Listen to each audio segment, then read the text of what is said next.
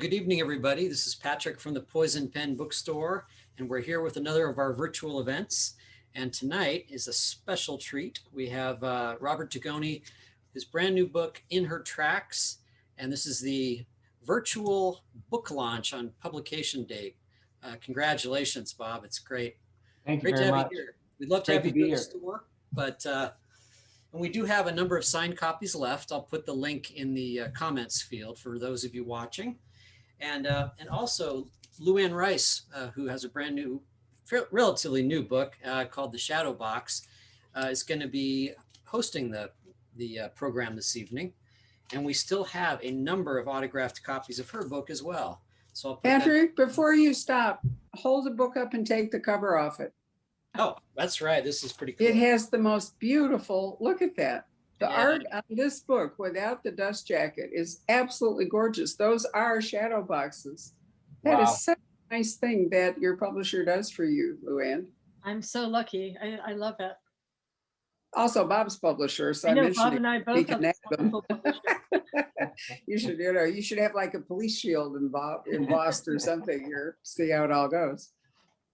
Yeah, so everybody watching, I'll be, as usual, kind of monitoring the Facebook comments. So if you have questions for Robert Dugoni, Luanne Rice, or Barbara, who's in New York right now, just put them in the comments field and I'll materialize towards the end of the program and be happy to ask your questions. So anyway, I'm going to turn it over to you, Barbara, and you, Luanne.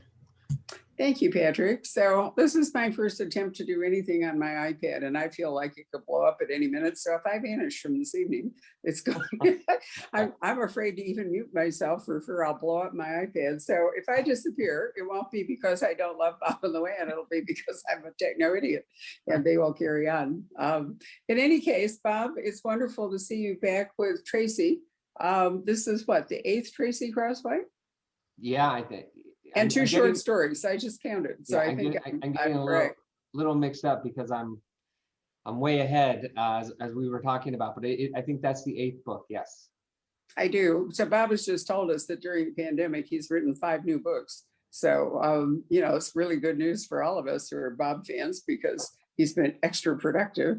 Luanne, do I dare ask you if you've written anything extra?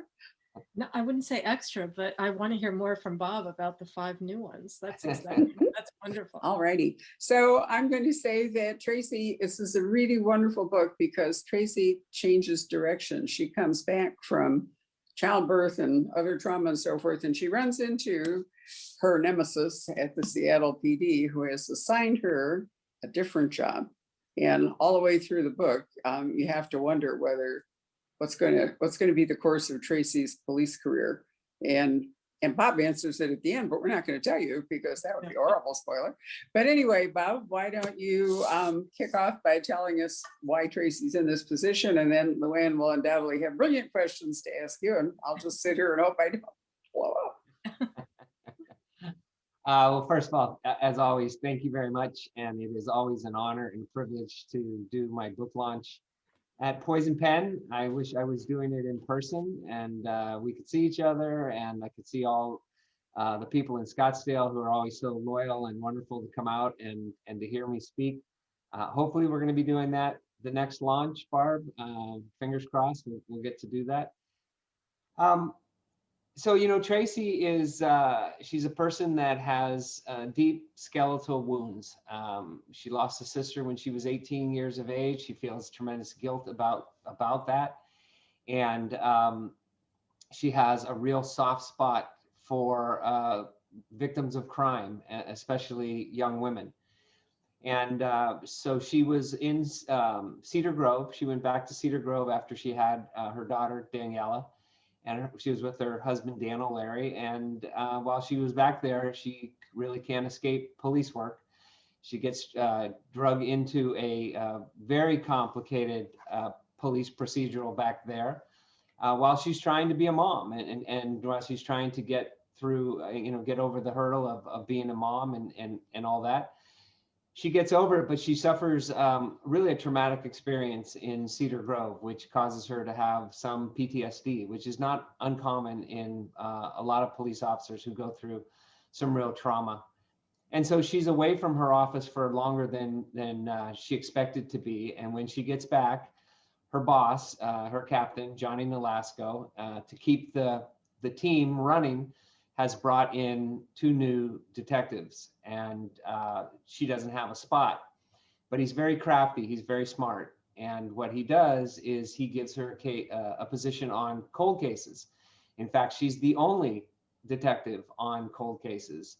She's taking over for a guy that's retiring. And in Seattle, there is one cold case detective. Um,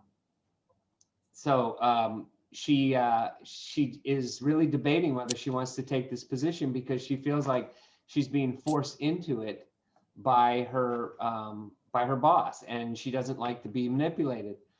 But she decides to give it a try, and she's immediately drawn to the case of a 5-year-old young girl who disappears in a corn maze 5 years prior to Tracy taking this position. She just vanishes, and she's the daughter of a Seattle police officer named Bobby Chin. And in the midst of this investigation, her old partner, Kensington Rowe, comes in and says, "I need some help." And he pulls her into the case of a missing 18-year-old jogger who goes for a jog in a park in Washington State and vanishes. So it's really, there's really multiple cases going on at the same time. I like to challenge myself with every new book. So in this book, I really wanted to have multiple cases that Tracy was attempting to solve, and it's more like real police work. You know, officers don't have just one case; they have multiple cases. So that was my challenge in this book, was to have 2 separate cases that Tracy is going through and be able to solve them both. In the book I've just written, my challenge was to have every single scene in Tracy's point of view. So a 415-page novel, all in Tracy's point of view, no other third parties.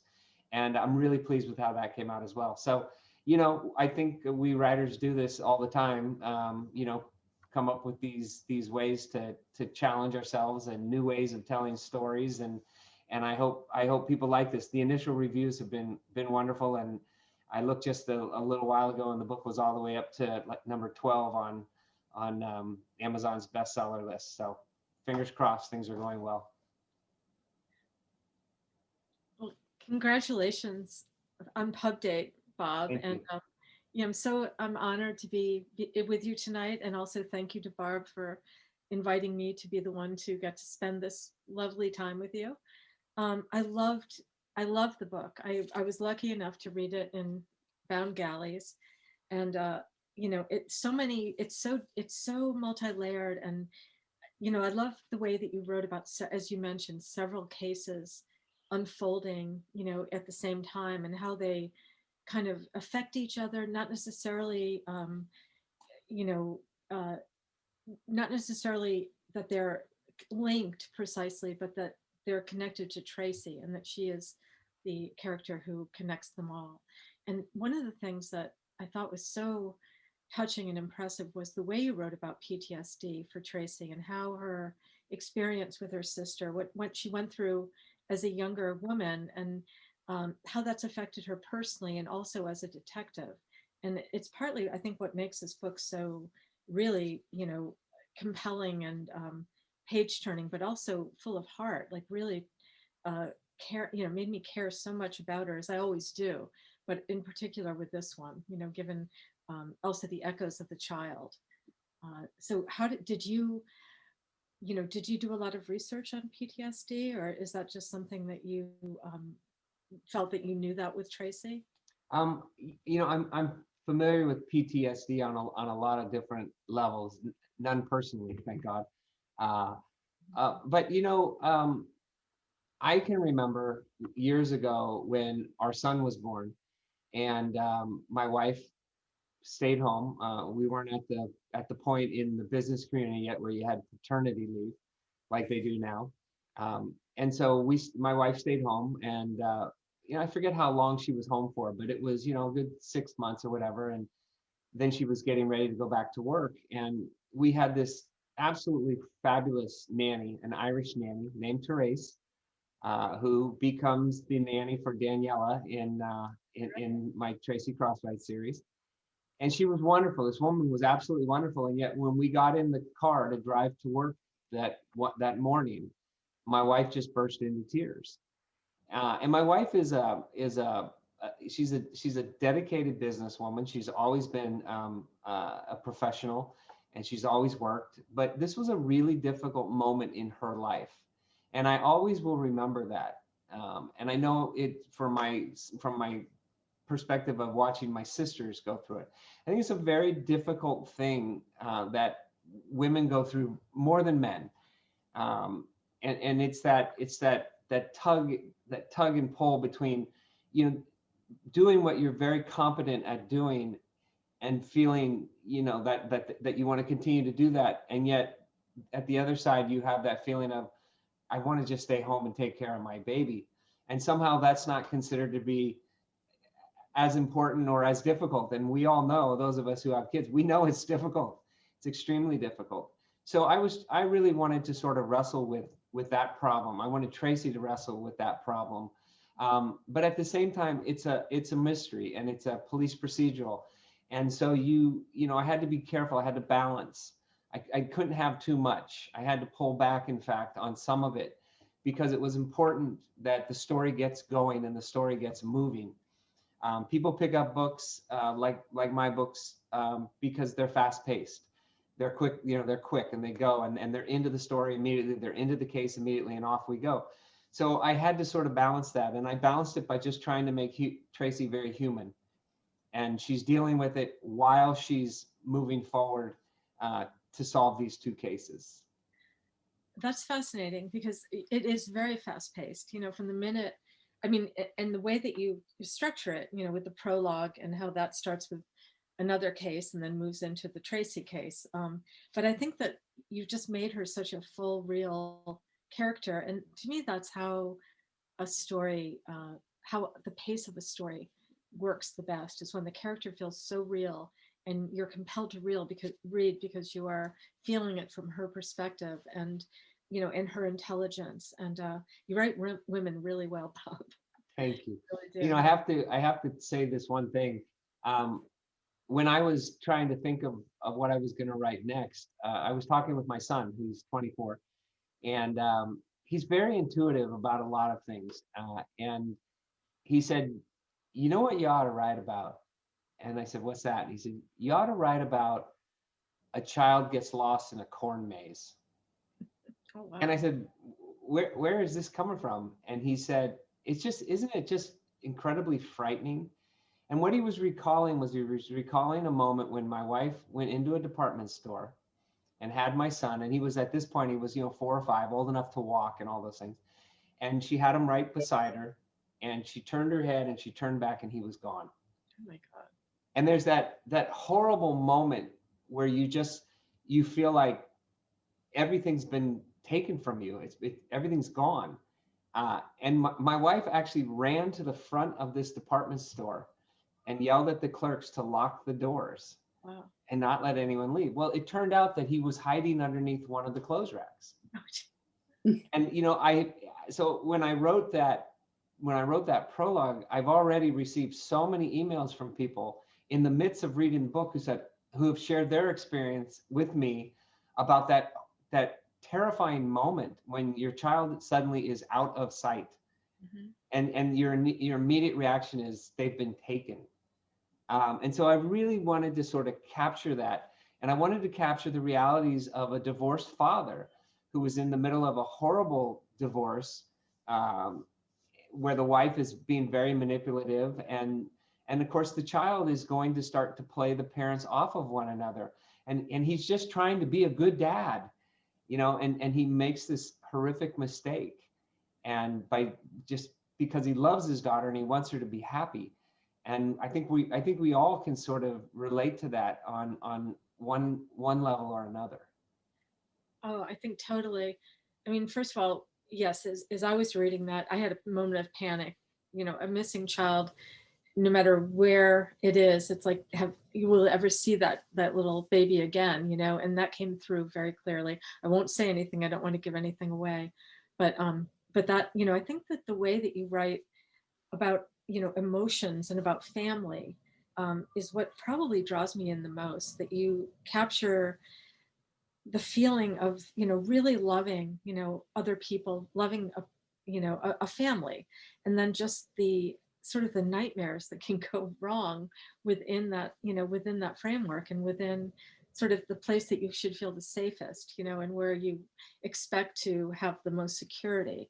And I think that that's what makes your, one of the reasons that your books are so compelling, is that they're, you you know, you're in this sort of environment where you know everybody and you feel like everything's going to be okay, and then it, when it falls apart, it's all the more devastating, you know. And I really did feel that with Bobby Chin and with you know, his family, but you know, also with Tracy and her background and the way that that came into play. And it's so fascinating that this is your 8th Tracy novel. Yeah.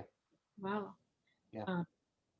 Has she changed for you a lot? I mean, obviously she has, but do you find that she grows along with you as a writer, or that she, you know, she kind of stays sort of essentially the same as when Yeah, you? I'm in that I'm in that weird I'm in that weird position where, you know, Tracy is a little bit older when I introduce her to readers. You know, she's in her 40s when I introduce her to readers, and you know, I have to be careful, because if I write stories in sort of real time, I mean, Tracy's going to be an 80-year-old detective, you know, at some point. And so what I really am doing, what I really enjoy, is I am picking up from immediately from the prior case. So even though a year or a year and a half or 2 years in real time has passed, in Tracy time, in book time, it's only been a few months. Mhm. And now she's on to the next case. And, you know, there hasn't been really any advantages to COVID. So I say that up front. But one thing that I have done that I never really did before is I have watched television series, and a number of them. And I watched, for instance, Pennyworth, the British series, Alfred Pennyworth. And I've learned a lot watching that series from you know, watching what the writers do, how they immediately pick up the next episode from the ending of the prior episode. And also, they never kill their antagonists. Their antagonists never die. They kill a lot of protagonists, you know, and it's sort of got an Alfred Hitchcock thing to it. And so what I'm learning with Tracy is, you know, she's gone from a really a person that had a tremendous amount stuffed into her closet that she couldn't shake on her own. And so she was very guarded and she's very protected. And so with Dan, she's becoming more and more open. She's starting to be able to see the world a little bit more broadly than she was seeing it. You know, before, she saw it in terms of black and white, in terms of right and wrong. She was very distrustful of people and their motives. And through Dan, she's starting to see sort of a broader horizon, that, you know, not everybody out there maybe is bad. At the same time, because of what she's gone through, she's very guarded about her daughter. And so there are always those moments in her life where, you know, she's thinking about what's going to happen with my daughter when she turns 13 or 14 or 15.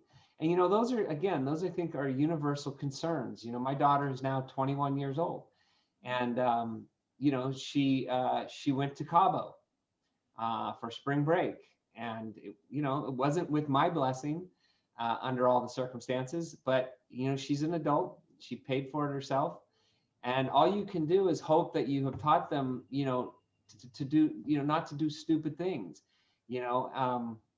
But it's, you know, when she got back onto American soil, I was very relieved, you know. And I think every parent goes through that. I remember my mother telling me, you know, you never stop being a parent.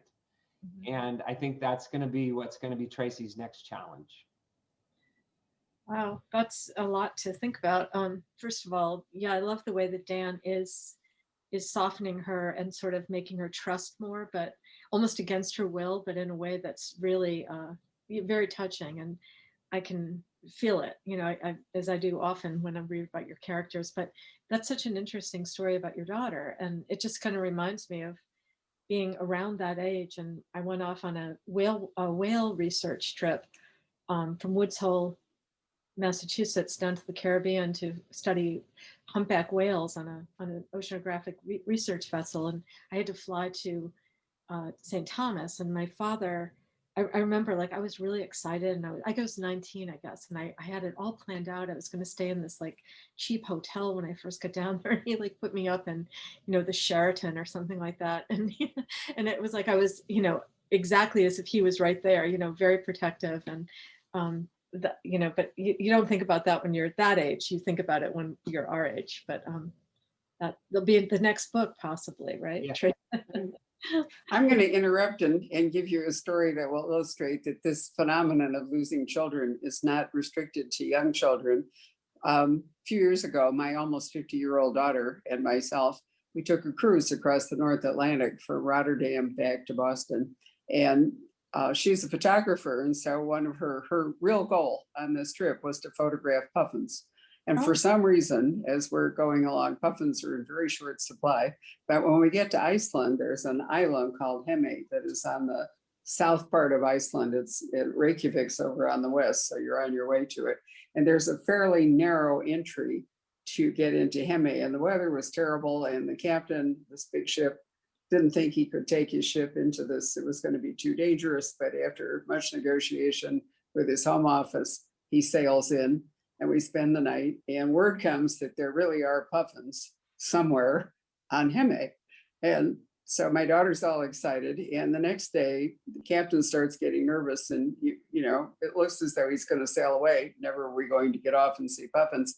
But we had signed up to get off the ship. So I said, let's do it, because he can't leave us. If we're off, on the island, he's going to have to. So anyway, off we go. And we're with a group in a little bus, and the weather is just appalling. It is sheeting rain, and we stream around, and we finally get somewhere near the coast, and we all get out of the bus, and we go through the rain, and there's a hide, full hut that you can go to that has glass where you can see out of and see the birds and so forth. And so we all have our heads down. It's pouring rain, we slickers on and all, and we get into the hut, and she's gone. There is no sign of her. And I think, what happened? And somebody said, we saw her going over the cliff. And I thought, how am I ever going to explain this to her husband and her father, that I have lost her in Iceland? She's just vanished on me. And it turned out that she did indeed go over the cliff, because she saw puffins and she climbed down and she took these amazing photographs, one of which won an award.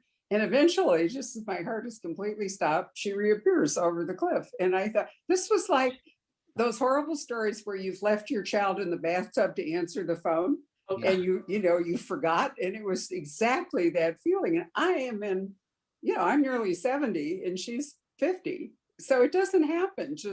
It never goes away. It isn't about little kids all the time. It can be about big kids. Yeah. It was awful. I still have PTSD from that. Every once in a while I wake up and I think, what would I have done if she hadn't reappeared? That's horrific. Oh my God. I do want to see the award-winning photo though. I'll show it to you.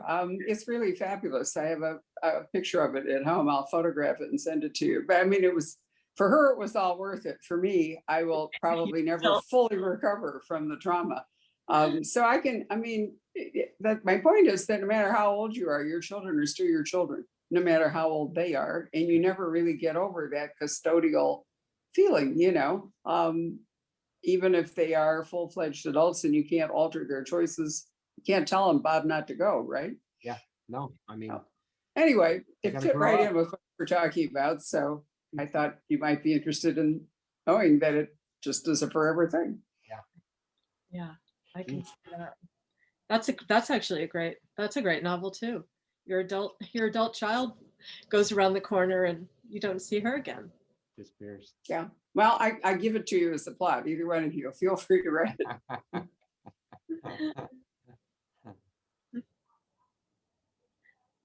Yeah. So Luanne, carry on. What other questions did you have? I didn't mean to interrupt your flow. Oh, no, no, not at all. No, just I have, well, I'd like to know how, sorry, you can probably hear a little scuffling. Those are cats. It's nighttime here. It's 9 o'clock on the East Coast. Oh, it's actually 9:30, and that's their playtime. So when I've done this with you before, Barbara, it's been earlier in the day, but somehow they get going around this time of night. So Actually, if you look very carefully at you, there's a black shape that keeps going up and down the stairs behind. It's really sinister looking. I think it's 4 of them that are kind of going back and forth. And they're definitely tormenting us because they know I don't want to have to pay attention to them. So they right now they have a pen that they're batting about on the floor. But and of course it's a pen, right? They're torturing us. But but Bob, you have other series, not just the Tracy series. That is, I mean, I've never done anything like that. Like, it's really interesting to me how do you keep them going and keep them separate and sort of, I mean, I don't know how your writing works, but for me, like with fiction, at any given time, I feel like life happens in life. You sort of think like a novelist, right? Like events occur or you read articles or you're dreaming and something comes into your mind and that's somehow connected with what you're writing. But if you have more than one series going, how does that work? I always have ideas, and there's always something kind of going through my mind, and sometimes it just comes about sort of fortuitously. The Charles Jenkins series came about as a result of a conversation that I had with a man about a trial that he had been involved in, and for espionage. Mm-hmm. And it just I could see the story in my head. I could see it developing. And then it was my editor, Gracie Doyle, who said, hey, have you thought about making Charles Jenkins a series, or at least having a trilogy of books? And she and I talked about how we could do that. And so I had those 3 books. Am I going to continue the Charles Jenkins series? I'd like to. I don't have anything sitting at the top of my head. There are some ideas that I'm thinking about. Mm-hmm. Obviously, China is a hotbed right now, and I've been to China, and so there's some things there that are a possibility. Barb knows that I'm heading to Egypt next November, and that could be rich with potential book ideas and stories. But I'm no longer writing the David Sloan series, legal thrillers, because of a whole host of things. But recently, Gracie and I talked about his son Jake, who's now become a lawyer, and the possibility of doing a legal thriller with Jake. And so that is kind of stirring in the back of my mind. And then on top of all that, I really grew up reading. I didn't grow up reading series books or genre books. I grew up reading classics. My mother was an English teacher before she started having 10 children. And she used to hand me books all the time. And I didn't realize at the time what she was handing me, but she was handing me The Count of Monte Cristo, The Old Man and the Sea, Of Mice and Men, The Great Gatsby, The Red Badge of Courage. And then when I got a little bit older, the books that I would gravitate to would be A Prayer for Owen Meany and The World According to Garp, South of Broad, all those sort of, life lived, I like to call them, stories. And so, something will just hit me. The Extraordinary Life of Sam Hell, the story of this young boy growing up in this bucolic setting with a handicap. He has red eyes, and it'll hit me, and it just becomes very vivid to me. I didn't know when I'd write another literary novel, but then I had this wonderful idea, this coming of age story for a young man who graduates from high school, and he starts working on a construction crew before college with 2 men who have returned from Vietnam, and one has PTSD. And that was an experience that I went through when I was 18 years of age, and so that becomes very vivid to me. And I kind of write what is vivid to me at that moment, because the characters become very real to me. People ask me that all the time, and you know, when I started out in this business, I'm the first one to say that I was not writing from my heart. I was writing from my head. And there was a moment in time when I had to let that go, where I had to have the courage to really be an artist. And I think to really be an artist, you have to expose yourself, and put everything out there, whether it's on the pages or whether it's on a canvas, whatever it is. And I was thinking of this story, this book, and I actually went to Barb Peters, and we sat in her backyard, and we talked about Tracy Crosswhite and what I could do with her and bringing her back. And you know, there's some courage that you have to have there, and that courage is to lay it all out there and understand that some people are going to step on it. You know, you're going to put your heart out on a page, and some people just can't wait to trample it. But I think most people appreciate the fact when they're reading a story and the story is alive for them. And, you know, the stories really become alive for me because the characters become alive for me. And I really just try to let those characters sort of percolate and go. I don't know what I'm going to write next. You know, it's the first time I've kind of fulfilled all my obligations in terms of my stories at the moment. What I'm going to write next, I'm not sure. Whether I'm going to write the next Tracy book or whether I'll do another Charles Jenkins books or do something different like Jake Sloan. I'm going to have to kind of just see what begins to come to me.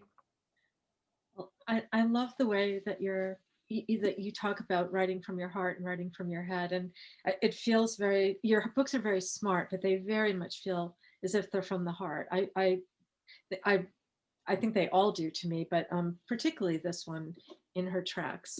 And how lucky we both are to have Barb in our lives and to have her support as a wonderful book lover and bookseller and good friend for so many years. And, you know, and that she's actually inspired you in that way and that you were able to have that conversation. And, you know, I feel very lucky myself to have her in my life too, and to have, you know, just, you know, we're writers and we're very much at our desks, you know, us and the characters, and then to have other people in our lives. You've mentioned Gracie, and Bob, you and I are very lucky. We have some publishing people in common, aside from Barb, but we have Thomas and Mercer, we have Gracie, and we have the same agency, literary agency, Meg and Andrea, the Jane Rutlerson agency, and I know.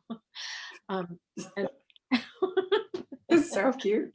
I love that. You know, we should tell people, because not everybody may know this, that Bob was an attorney. And so, you know, it's almost a left brain, right brain thing here going on. When I first met Bob with his very first book, we've been together for his entire career. I think when he said he was writing from his head, and in part that comes because, you know, you were still practicing law. I mean, you had to, you know, make a living, and publishing your first novel is a purely speculative venture most of the time. And then you had a brave moment when you realized that if you really wanted to succeed as a writer, you were going to have to give up your other job, and you were really going to have to write. You had great support from your wife, who was fabulous in there. But I think, didn't you think that's when that shift came, when you decided to write from your heart, if you were going to go all in and try to be a successful novelist? Yeah, no, I very much think so. As I said, it's a scary moment because, I mean, I remember writing that book. I remember how vulnerable Tracy was. Mm-hmm. And a lot of that vulnerability comes from my own vulnerabilities. I mean, one of the things you learn when you get older, and I just turned 60, is you learn everybody has something, right? Everybody's dealing with something, but people don't like to talk about it.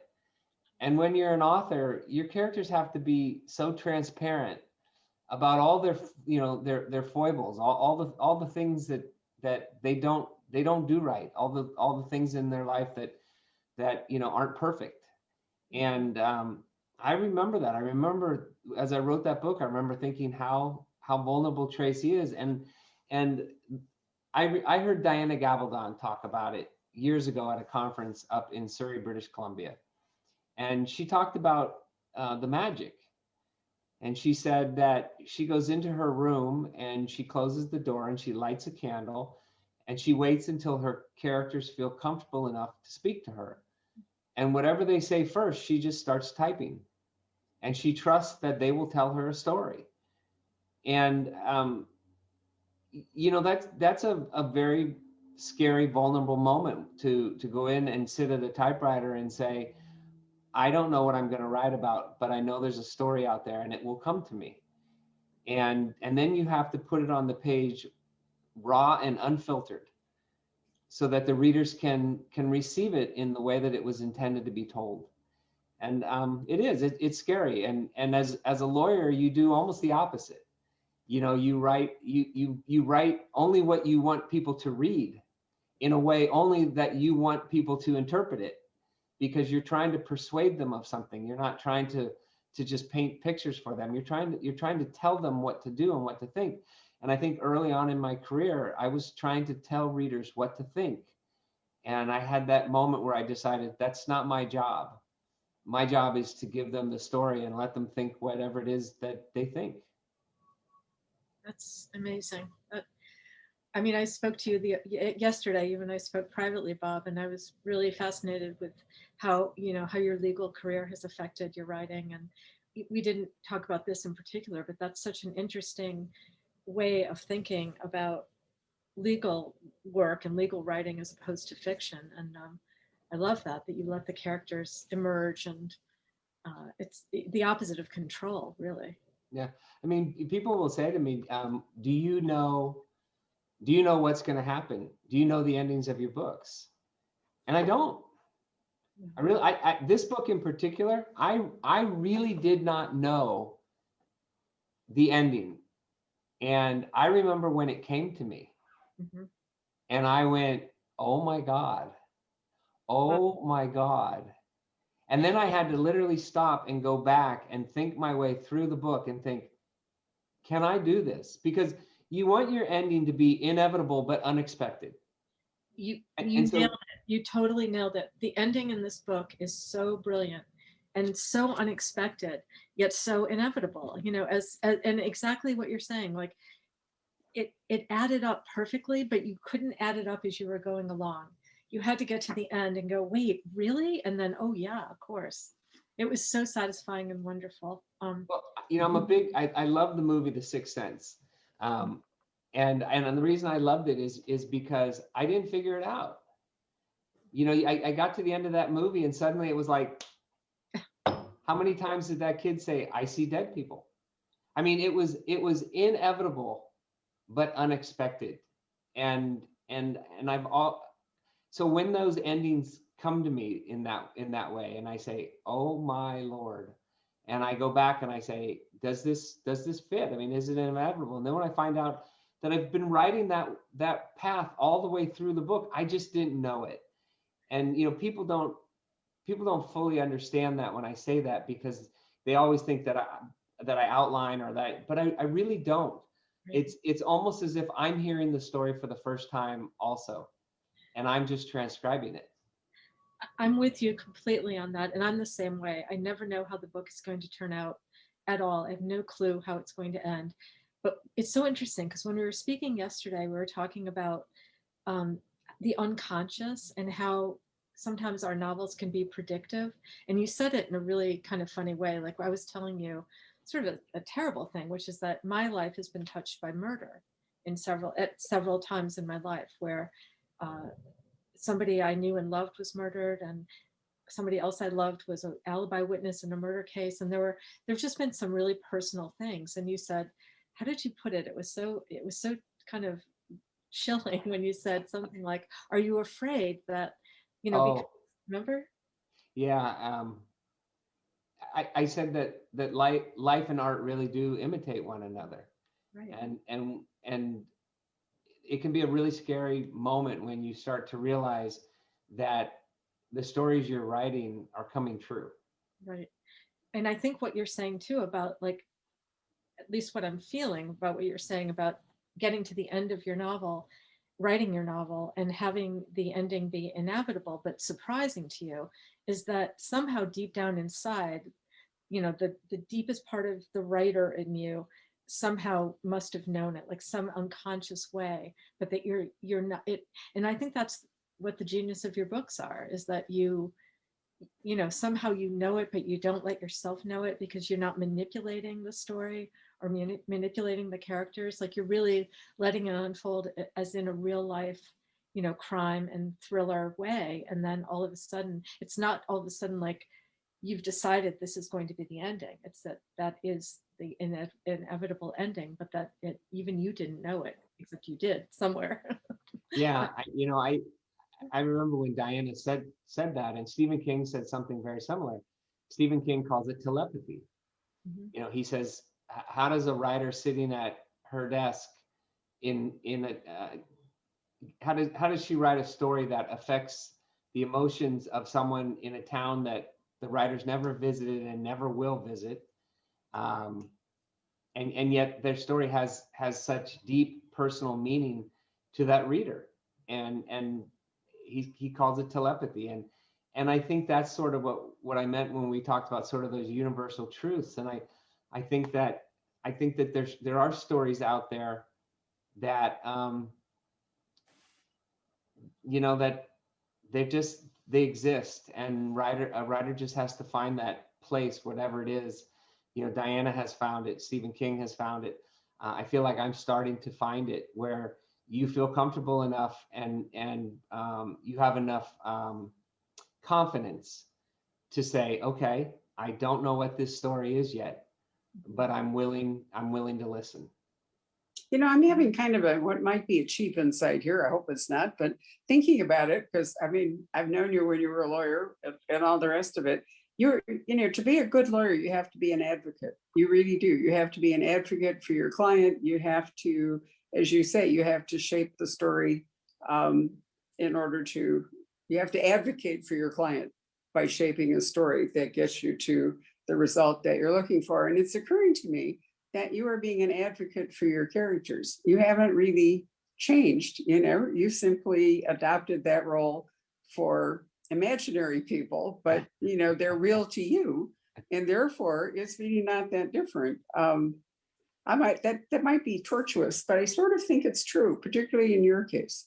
The legal training really does leave a mark. And I've spoken to, as hundreds of writers, some of whom are lawyers and some of whom are not. But I think in general, the lawyers have that same quality, because they've been trained to shape stories. They've been trained to advocate, and so it's not really that different if you're putting them in a book and working it out. And you don't know. I mean, look at how we were all waiting today for the verdict. And I'm here in New York, and I will tell you that there's a beautiful park across the street. And the cherry blossoms are out, and the daffodils are up, and the tulips, none of which do I ever see in Phoenix, right? So I really wanted to go out for a late afternoon walk. And then I thought to myself, you know what? I just got a bulletin from the Scottsdale Police Department telling us what to do in case there was rioting, because, we had a riot. And I thought, I think I'm just going to stay here until the verdict is announced, because in New York, it will be much worse than it will be in Scottsdale if there is unhappiness with the verdict. And I thought, okay, we had two sides that advocated, and we had a jury that had to decide which was the more compelling choice. And no matter, this, I know this from trials, no matter what the evidence is, in the end, juries decide on the basis of the best story. They hardly ever render a verdict based purely on evidence. And I thought it was a very interesting afternoon to think that through and think about the consequences on a national basis, not just for Minneapolis. Yeah, and I think that there's no better stories out there than real life. I mean, you can write a true story and people just can't believe it. They can't believe that it's true. Especially over the last several years. Yes, absolutely true. So before we call Patrick up, Bob, let's ask Luanne too, because not everybody was present when Luanne and I did a wonderful talk about the shadow box. Luanne, can you just go back and do a little précis about the Shadow Box, which I think is an absolutely wonderful book. Oh, thank you so much. Well, and the Shadow Box is my second thriller for Thomas Mercer, and it brings back the detective Connor Reed and his brother, Coast Guard Commander Thomas Reed. And it's about a woman who is attacked and left for dead in the garage of her very posh house on the Connecticut shoreline. And it may or may not have been her husband who attacked her. And she has to manage to stay alive while also trying to figure out who did this to her. And the Shadow Box title comes from the type of work she does. She's an artist, and she creates shadow boxes, which are kind of frames that contain objects that are meaningful to her. And in her case, from the beach and the woods. And so she's really hiding in the wilderness while she's trying to survive. It's a You know, wonderful book. I blurbed your last book, and I'm reading this book, and I'm almost done. And I said it then, and I'll say it again, is I don't know that anyone does better that thin line between love and hate. Oh, wow. Thank you. And it's a really compelling book because it's so real, it's so believable. And, you know, we see this all the time. We see people that are madly in love with each other, and then within a moment, suddenly, you know, they hate each other. They're ready to kill each other. Ripped off, you know. Yeah, it's really compelling. It's psychologically disturbing, and it's a really compelling story. Thank you. I thought so too, Bob. And I was thinking about Prince Philip and, you know, his remark that a really long marriage survives on tolerance.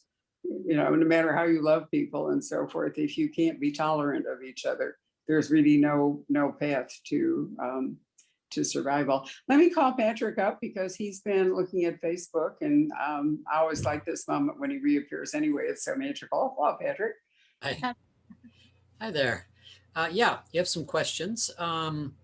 This one is from Andrea, who has a question for both of you, which is how do you do your police research? Do you have any sources there, or how do you stay current? So I have a lot of sources. Unfortunately, I lost a source 2 years ago. Detective Scott Tompkins passed away suddenly, and really tragically of an illness. And it was really heart-wrenching. And his girlfriend at the time, his fiance, is really my Tracy Crosswhite, and she has always wanted to stay involved. She enjoys it. It's fun, and she helps me get in touch with people that I need, like the forensic medical examiners and the trackers.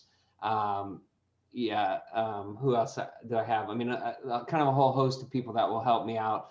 I have another friend that was on a terrorism task force, and he's up north, and he helps me out.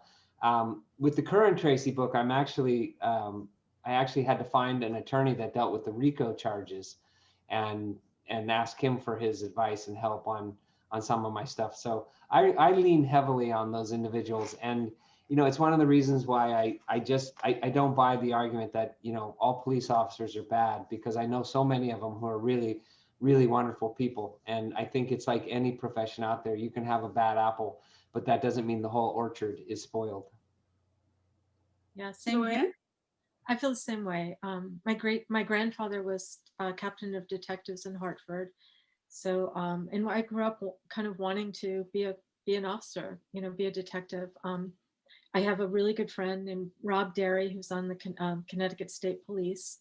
And as I was telling Bob yesterday, I have a really great source in the FBI, who's somebody I can turn to when I need to have information about any kind of federal investigation or prosecution. But yeah, feel very lucky to have good sources in the police.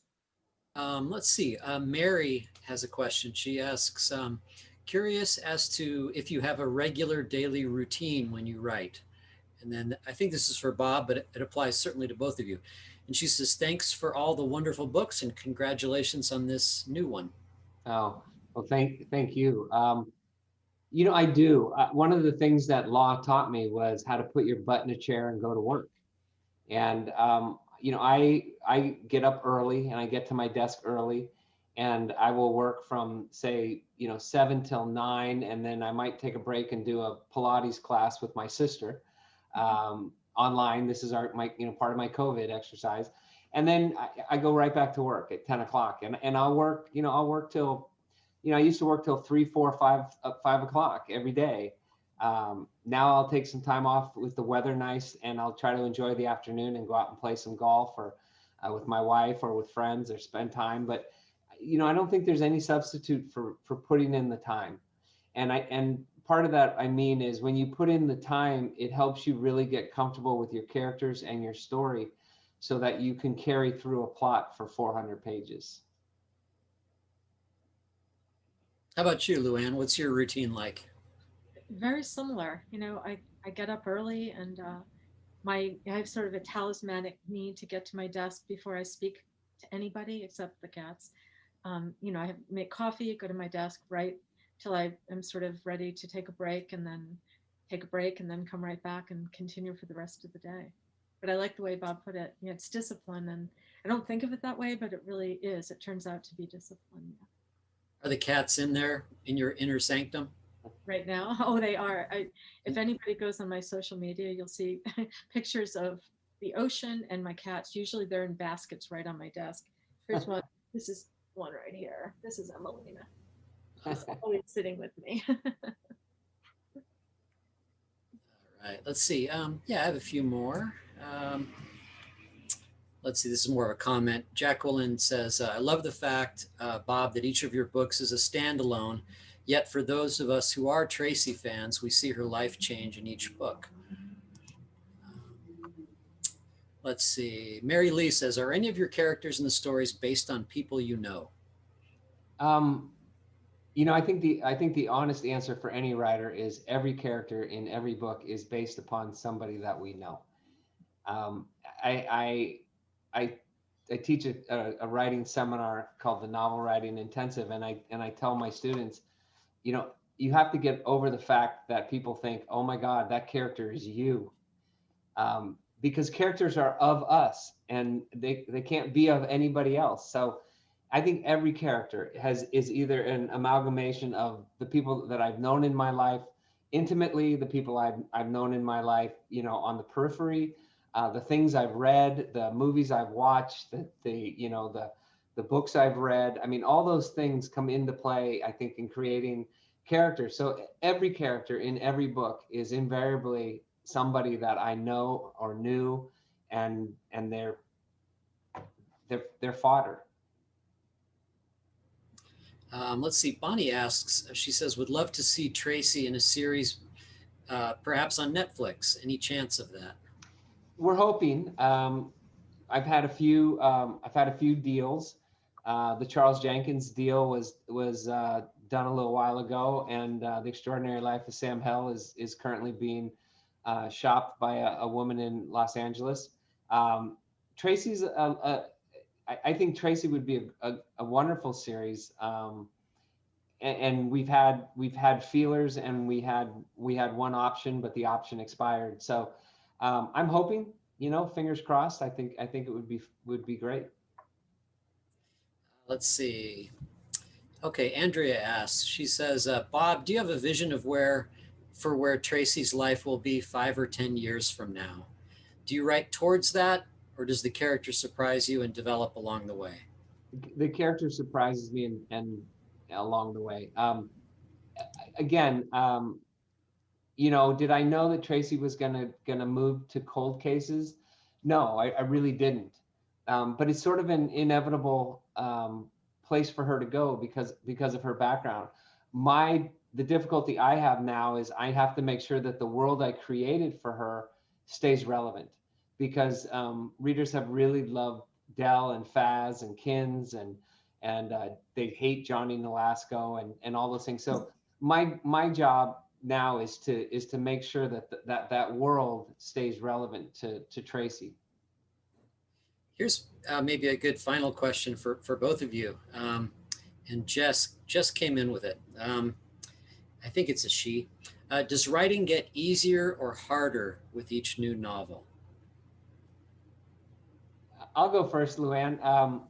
For me, I think it gets easier, and I say that because what I think is happening is that I'm a lot more confident in my voice, and I think that's something that every writer has to develop and accept. You know, stop trying to be the next John Grisham or the next Michael Connelly or the next Stephen King, and just be yourself, so that when people pick up your book from page one, they immediately know that this is a Robert Dugoni novel. And I liken it to the show American Idol. And almost invariably, the singer that wins every year is the one that the professionals say, if I shut my eyes and I heard your voice, I would know it was you. And I think writers have to do the same thing. Is they have to get confident enough to allow to be who they are, and know that there's an audience out there for their voice. What he said, completely. I feel the exact same way. Yeah, I think it gets easier. I think you know yourself better.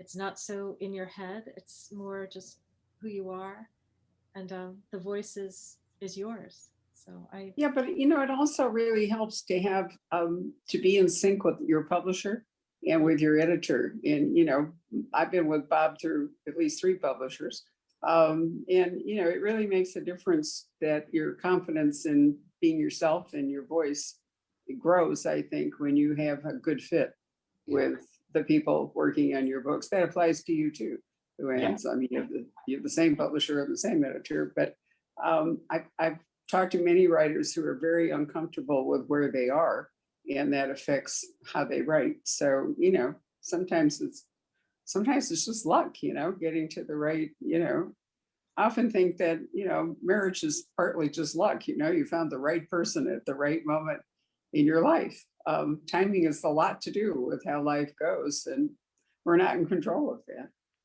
Yeah, I do agree. I agree with you. I think you're right, Barb. Is you find a place where they believe in you, and they believe in your writing, and it sort of frees you up to be the writer that you are, and not try to be somebody you're not. Anything else, Patrick? Nope, that's about it, really. Any question of your own because generally you are full of questions. Yours are all about cats, right? I can see that they're still running up and down the stairs. I love the cats. No, it's been a really fascinating conversation. I can't think of anything that I could ask right now. I know John Charles is kind of ready for me to get his other event started. Oh, that's true. We have a sequential event with an Indonesian author this evening, a debut author, which is very exciting, and it starts in about 5 or 10 minutes. So if any of you are looking for further conversation, stick around. Jessie Sutanto, isn't that her name? That's right. And she's had a lot of great publicity for this first novel, the name of which is escaping me, but it's like A is for Aunties, is that right? Dial A for Aunties. Yep. Right. So that'll be fun. Anyway, what a pleasure. Luanne, I'll look forward to seeing you in June with Paul Doiron. I'm excited about that. And Bob, I'm glad we've kept our records straight here. Yes. And I'm thrilled to know that we have 5 more encounters coming up. Well, I'm hoping September will be the book, and that'll be The World Played Chess. It's the second literary novel, and I'm hoping that'll be when I can actually come down in person and see you all. So, well, we've all been vaccinated, the whole staff. I have to. My whole family too. So we'll see. I have just flown for the first time since COVID started. All the way up to New York and home, and it's a little scary when you haven't traveled for a long time. It's kind of uncomfortable going through the airport and security, and we all have to get used to things again. But we don't want to stay in our houses forever. No. So I certainly hope that you'll get a chance to come, and that Luanne will get a chance to come, and we'll all carry on. Patrick, I'll see you Thursday. I'll be home then. And thank you all very much for joining us this evening. Good night. Thanks, Barb. Thanks, Patrick. You bet. Thanks, Patrick. Good night, everybody. Good night. Hello. We hope you're enjoying our programs and podcasts with authors. We'd like to expand them, and your help would be appreciated. Please make a donation at poisonedpenfoundation.org. 100% of the proceeds will go to help connect authors with readers in this difficult time. Thank you.